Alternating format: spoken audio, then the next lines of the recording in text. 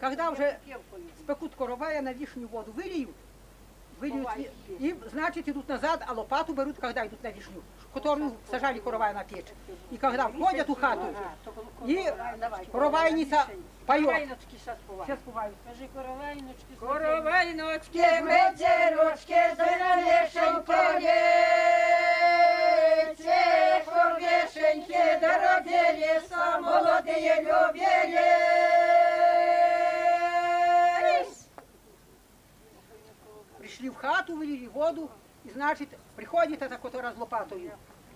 А ой, естественно, не було, да пропіла я помелода, а як повернусь по хаті, то й беда буде лопаті. О!